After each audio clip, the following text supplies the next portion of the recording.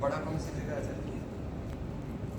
कुमारी कुमारी कुमारी काटा, कुमारी कट्टा बोलते हैं, कट्टा कुमारी कट्टा, जी हाँ। और फिर रांची वाला,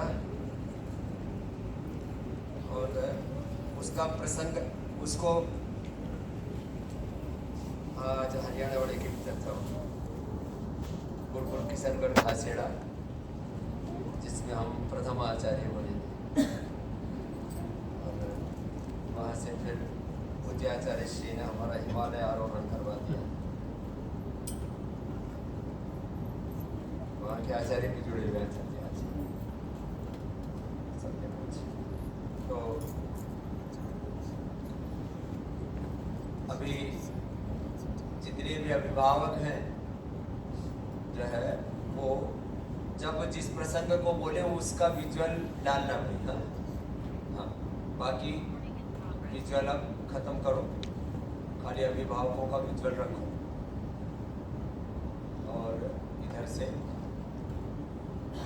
डबल विजुअल रखो मंच का। और आधा विजुअल नहीं डाला जाता है। सुबह मैं बोल रहा था तो उस समय वो भोजन थेरेपी वाली एक बेटी का आधा चेहरा आ रहा है, एक का पूरा था, उसको 2 मिनट से दिखा रहे। तो अब हम कैमरे पर बोलते तो हमको और दिखाते। मैं कहता हूँ तुम्हारे दिमाग फूट गए क्या? जब ऐसे करता हूँ कि दो तो दिखा दो, तब फिर मेरे को दिखाएंगे स्वामी जी माथा मार रहे हैं और हमको रो रहे हैं।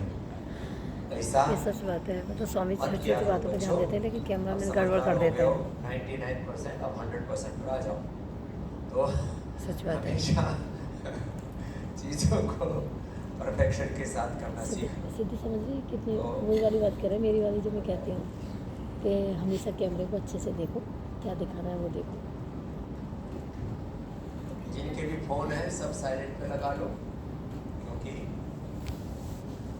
अभी जो है बीच में व्यवधान नहीं आना चाहिए। और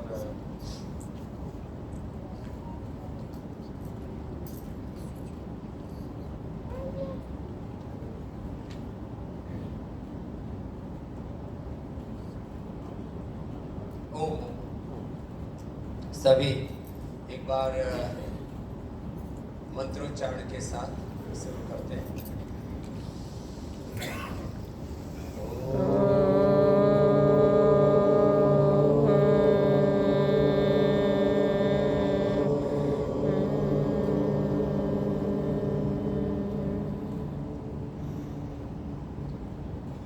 विश्वानिदेव सवितर्वेतानि परासुव यद भद्रं तन्नासुव। ॐ शान्ति शान्ति शान्ति। ॐ श्री गुरुभ्यो नमः। ॐ श्री परमात्मने।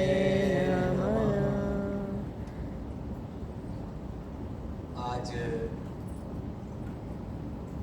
एक बहुत बड़ा उत्सव है जब हम होली पर, होली मूलतः हवन का पर्व है, मूल प्रकृति और मूल संस्कृति का पर्व है। और इस होली के अवसर पर पतंजलि योगपीठ का इस समय जो सबसे बड़ा अनुष्ठान योग आयुर्वेद और स्वदेशी के अभियान के साथ साथ 3 प्रतिमान पहले पतंजलि ने बनाए। और एक एक तत्व के पीछे मैं आप बच्चों से कुछ कहना नहीं चाहता।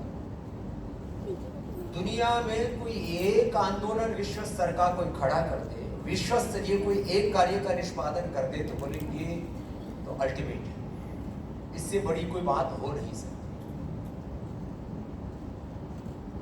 तो वैदिक काल में, जिसको हम सतयुग त्रेता द्वापर कहते हैं, उस समय तो गुरुकुल के ब्रह्मचारियों ने, गुरुकुल के आचार्यों ने, हमारे ऋषि शिक्षिकाओं ने प्लीज जाओ। इतिहास घड़े, प्रतिमान घड़े, पूरे विश्व का मार्गदर्शन किया, लेकिन आज पूरे विश्व में वैश्विक धरातल पर योग, आयुर्वेद और स्वदेशी के क्षेत्र में सबसे बड़ा ऐतिहासिक कार्य हुआ तो पतंजलि योगपीठ की ओर से हुआ और गुरुकुल में पढ़ने वाले ब्रह्मचारियों की ओर से हुआ। गुरुकुल का पढ़ा हुआ क्या कर सकता है? अब ये कोई किताब में पढ़ने की जरूरत नहीं, ये खुली आंखों से दिखता है। पूरी दुनिया में बोला जाता है, कहां पढ़ करके आदमी क्या कर सकता है? आईआईटी में पढ़ करके, आईआईएम में पढ़ करके, ऑक्सफोर्ड, हार्वर्ड, स्टैनफोर्ड में पढ़ करके, देश विदेश में, अमेरिका में पढ़ करके, ब्रिटेन में पढ़ करके, ऑस्ट्रेलिया में पढ़ करके, डॉक्टर बन करके या इंजीनियर बन करके या व्याकरण शास्त्र पढ़ करके, दर्शन शास्त्र पढ़ करके, संस्कृत पढ़ करके, वेद पढ़ करके कौन क्या कर सकता है? तो बात ये होती है कि उससे हमारे भीतर क्या कैपेबिलिटी विकसित होती है। तो मैंने इस बात को हमेशा से कहा है, आज फिर से दोहरा रहा हूं, जिसने व्याकरण शास्त्र पढ़ लिया वो दुनिया के सभी शास्त्रों को समझने में समर्थ हो जाता है और अपने पूरे सामर्थ्य को जागृत करने में समर्थ हो जाता है। ये तो हमारे महर्षि पतंजलि ने जो पंचोपदेश की रचना की, ये एक तरह से मानवीय मस्तिष्क की, मानवीय मेधा की, प्रज्ञा की पूर्ण विकास की कोई प्रक्रिया है तो व्याकरण शास्त्र यहां से शुरू होता है। और आपको यह हर्ष होना चाहिए कि पतंजलि गुरुकुल में पढ़ने वाला प्रत्येक विद्यार्थी पंचोपदेश में निष्णात होता है, ये हमारे लिए एक गौरव की बात है। और आप बच्चे उसमें पढ़ भी रहे हैं, व्याकरण में अष्टाध्यायी, धातु पाठ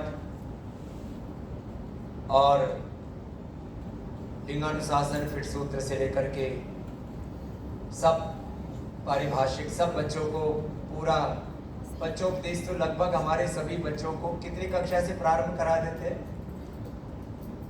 वैसे तो जिसको एलकेजी, यूकेजी का क्या नाम रखा है हम लोगों ने? प्रत्यूष, अरुण और उदय, ये एलकेजी, यूकेजी और प्रथम का। तो ये नर्सरी में जो नाम अंग्रेजी के चल रहे थे उसका भी एक अच्छा नामकरण किया। और 11 से लेकर के वेद भानु जैसे विद्यार्थियों को 21 शास्त्र कंठस्थ। एक बार सबके लिए जोरदार अभिनंदन। शास्त्रों को कंठस्थ करने से ऋषियों की मेधा हम में प्रतिष्ठित है। तो हम मंत्र पढ़ते हैं रोज, याम मेधाम देव गणा पितरस्य उपासते तया मां मध्य मेधया अग्नि मेधा विना। तो मैं कह रहा था, योग, आयुर्वेद और स्वदेशी का वैश्विक आंदोलन जिस धरती से हुआ और जिस गुरुकुलीय परंपरा में शिक्षित दीक्षित होकर के हमने निमित्त मात्र होकर के भगवत कृपा से उन कार्यों का निष्पादन किया, तो हमारे सामने एक आदर्श है कि गुरुकुल में पढ़ करके आप भी ऐसे कार्यों का निष्पादन कर सकते हो, ऐसा सामर्थ्य अपने भीतर विकसित कर सकते हो। अब योगार्थ स्वदेशी के साथ भारतीय शिक्षा व्यवस्था की, भारतीय चिकित्सा व्यवस्था की और सनातन धर्म के ज्ञान, विज्ञान, प्रज्ञान और अनुसंधान की और सनातन धर्म को युग धर्म के रूप में प्रतिष्ठापित करने की एक बहुत बड़ी क्रांति वो पतंजलि योगपीठ की ओर से चल रही है। और उसके आप साक्षी नहीं है, आप उस सृजन में अब एकात्म होकर के आगे बढ़ने वाले हैं। तो आज इसी संदर्भ में बात कर रहे हैं कि हम अपने चित्त का, अपने चेतना का, अपने मानस का ऐसा निर्माण करें कि आने वाले समय में जिस किसी को देखो, भारत में जितनी भी सनातनी देश में राम राज्य की प्रतिष्ठा होनी चाहिए, भारत विश्व गुरु बनना चाहिए, हिंदू राष्ट्र बनना चाहिए, वैदिक युग की पुनः प्रतिष्ठा होनी चाहिए भारत में। अभी मैं एक प्रदेश का बड़े चैनल, प्रदेश के प्रधानमंत्री जी को उन्होंने आमंत्रित किया उस चैनल के मालिक ने कि हम तो 2024 में 2029 की कैंपेन देख रहे हैं। तो प्रधानमंत्री जी कहते हैं मैं 2029 की नहीं, मैं 2047 के भारत के निर्माण की बात कर रहा हूँ। ये एक राजनीतिक रूप से लोग सोचते हैं अब 2047 तक कितने लोग जिंदा रहेंगे, कितने मर जाएंगे। जो वर्तमान राजनेता हैं किसी के हम मोक्ष की कामना नहीं करते, लेकिन इतना जरूर कहते हैं कि 2047 तक आते आते पतंजलि गुरुकुलम के बालक सभी दिशाओं से देश का नेतृत्व करते हुए नजर आए। ऐसी प्रतिभा हम आपके भीतर करना है और ये भूमिका आपको निभानी है। क्या पतंजलि गुरुकुलम वाले बच्चे कुछ खाना खा के नहीं आए क्या? कुछ ढीले ढीले से बैठे हुए, ताली बजाने में ऐसा लग रहा है जैसे कोई हाथ बांध लेगा। पहली बात तो ताली खाली खुशी के लिए बजाते हैं कि हाँ हम उसमें एकांत, हम उसमें सहमत होते हैं, इसके लिए ताली बजाई जाती है। खाली वैसे तो जब कोई बहुत गहरी बात हो उसको सुना बहुत गहरा जाता है और उसको आत्मसात करके अपना कर्तव्य उसमें तय किया जाता है कि what I will be do, मुझे क्या करना है, मेरा इसमें क्या स्वधर्म है, मुझे इसमें क्या उत्तरदायित्व निभाना है और अपनी उस भूमिका के लिए फिर स्वयं को तैयार करना होता है। तो मैं आज आपसे कह रहा हूं इस देश में राम राज्य की प्रतिष्ठा होगी और उसमें सबसे बड़ी भूमिका पतंजलि योगपीठ और पतंजलि गुरुकुलम की। कैसे होगी? अब इसकी ही ऊपर बात करने के लिए, क्योंकि हिंदू राष्ट्र भारत बनेगा इसको लेकर के बहुत तरह के वैधानिक बातें की जाती है। वैदिक युग की कोई प्रतिष्ठा की बात करें तो बोले ये तो पता नहीं कौन सी शताब्दी में कहां लेकर के जाएगी, जबकि भारत का जो वैदिक युग था वो स्वर्णिम युग था, लेकिन उसको लोग पाषाण युग कह करके और हमारी गौरवशाली परंपराओं को कोसते रहते हैं। वो अपनी उनकी मूर्खता को कब ठीक करेंगे वो जाने। और विश्वगुरु भारत का बनना मात्र कोई एक भाषणबाजी नहीं है, लेकिन भारत सभी क्षेत्रों में विश्व का नेतृत्व करने में समर्थ बने, ये लक्ष्य है।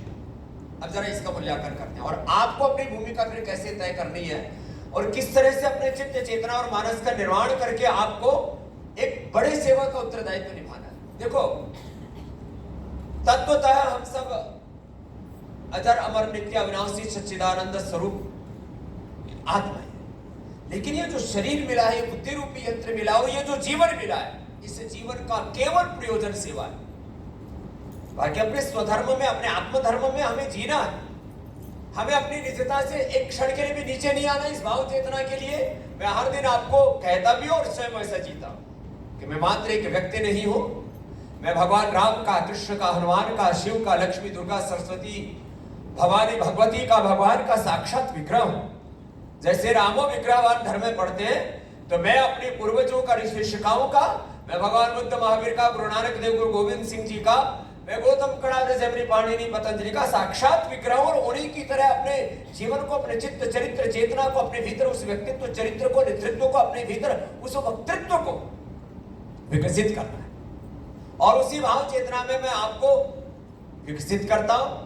और प्रथम दिन से, जब से पतंजलि में बिना साधनों के 15 वर्ष पहले 2009 में गुरुकुलीय परंपरा की नींव डली और उसमें उस गुरुकुलीय परंपरा में पहले हमारे बालक, पहले हमने सन्यासी बनाने के लिए गुरुकुल खोला था, उसका नाम वैदिक गुरुकुलम रखा था।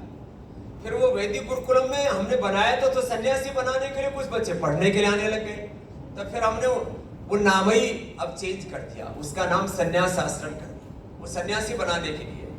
और उसमें भी अब जो हमें जैसे जैसे अनुभव में आ रहा है, हमारी पिछले 15 वर्षों की जो उपलब्धि है वह भी कम गौरवपूर्ण नहीं है। आज पूरे भारतवर्ष में सनातन धर्म के सबसे विद्वान प्रामाणिक सन्यासी भी यदि कहीं पर तैयार हुए पिछले 15 वर्षों में तो पतंजलि में हुए। इसके लिए भी आपको बहुत बहुत अभिनंदन। और उन पतंजलि के जो हम आपको सबको इस बात को कहते रहे हैं, अपने सन्यासियों को और अपने सारे ऋषि कुमारों को और इन ब्रह्मवादिनी बेटियों को भी एक ही भाव चेतना के साथ में संबोधित करता हूं। और ये शब्द मात्र नहीं है, शब्द ब्रह्म है और ये हमारे अंतस की भावना है और ये हमारा संकल्प है कि हम मात्र एक व्यक्ति नहीं, हम ऋषि ऋषिकाओं के प्रतिनिधि हैं, उनके उत्तराधिकारी हैं, उनके सपनों के पैरोकार हैं और जो ऋषि ऋषिकाओं के सपने थे उनको हम अपने पुरुषार्थ से पूरा करने के लिए प्रतिबद्ध हैं, संकल्पित है। इस भाव चेतना के साथ आपको तैयार कर रहे हैं। खैर, अब कहां खड़ा है भारत? आप सन्यासियों को और आने वाले समय में जो बच्चे विश्वविद्यालय में पहुंच जाएंगे उनको हम कुछ